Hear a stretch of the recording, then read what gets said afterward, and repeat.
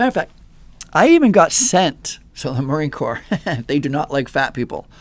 Let me tell you, the Marine Corps is no different than society. We look down on fat people, and we do fat shaming. It's really what I wanted to talk about. I mean, I'm taking a long time to get to my point about fat shaming, but that's really what I want to talk about.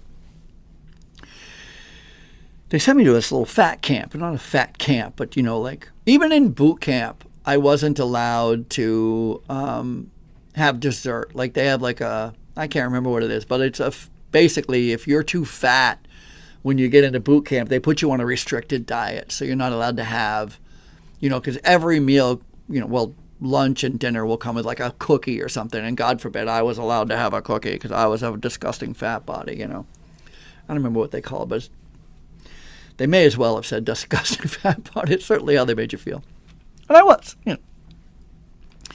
Anyway, and I remember going to this class, nutrition class, and the girl teaching the class